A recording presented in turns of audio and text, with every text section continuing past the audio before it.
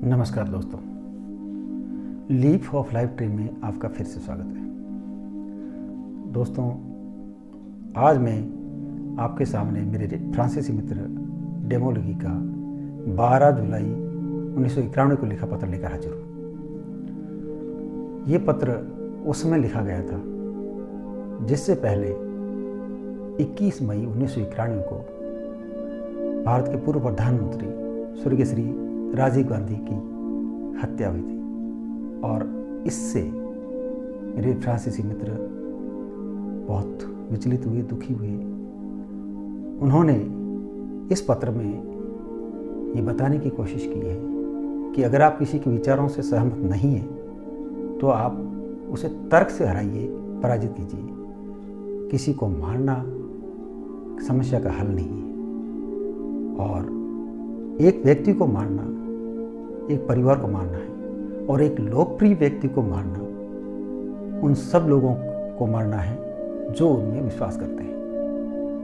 उन्होंने उनकी मां श्रीमती इंदिरा गांधी और महात्मा गांधी का भी जिक्र इस पत्र में किया है। तो आइए देखिए आज का ये वीडियो। 12 जुलाई 1991।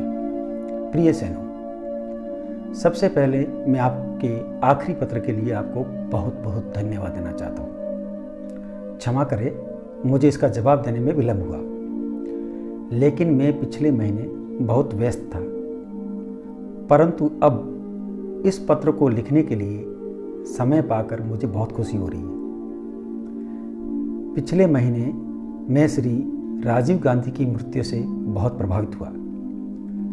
वह महान व्यक्ति थे और भारत के लिए उन्होंने बहुत कुछ किया। उनकी मां श्रीमती इंदिरा गांधी की मृत्यु भी इसी तरह की परिस्थितियों में हुई थी। हम किसी को मानने के इस तरीके पर कैसे विश्वास कर सकते हैं? मैं श्री गांधी में विश्वास करता था क्योंकि मैं सोचता हूँ कि वो भारत के लिए जो कुछ भी चाहते थे वो अधिक से अधिक भारतीय लोगों के कल्याण के लिए था। उन्होंने भारत में विश्वास किया और भारत के लिए अपनी जान दी। आप जानते हैं कि पृथ्वी पर कोई मनुष्य संपूर्ण नहीं है। कुछ लोग शासन के निर्णय को स्वीकार करते हैं और कुछ अन्य लोगों ने उनकी भावनाओं को अस्वीकार कर दिया। सबके अपने विचार होते हैं। अगर वे शासन चलाने वाले व्यक्ति से सहमत नहीं हैं तो उन्हें उनकी राजनीति का सम्मान करना होगा, लेकिन उन्हें अपनी राजनीति का भी बचाव करना होगा। लेकिन किसी भी मामले में किसी के विचारों से असहमत होने पर उनकी हत्या करना कोई हल नहीं है।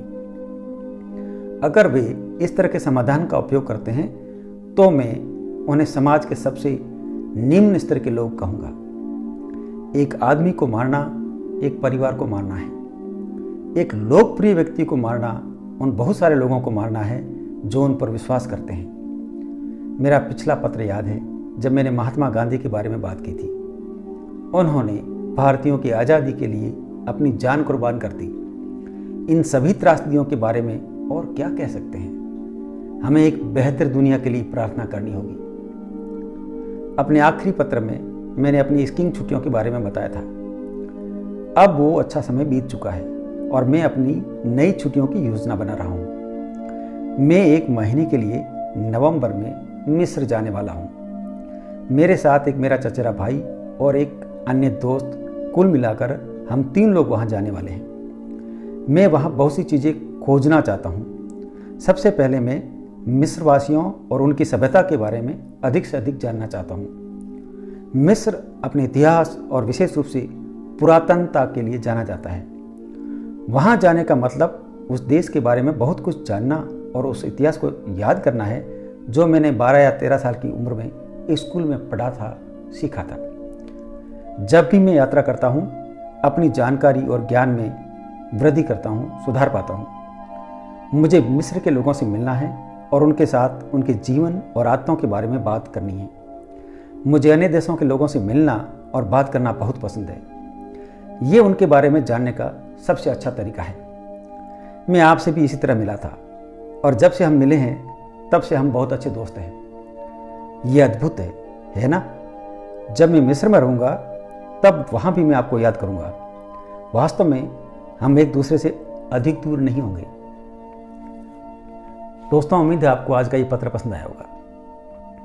वास्तव में हम कहीं भी बैठे हो, कितनी भी दूर हो, लेकिन अगर हमारे दिलों में एक दूसरे के प्रति सम्मान है, प्यार है, इज्जत है, दोस्ती है, भाईचारा है, अपनापन है, तो हम कहीं भी दूर नहीं हैं। नमस्कार।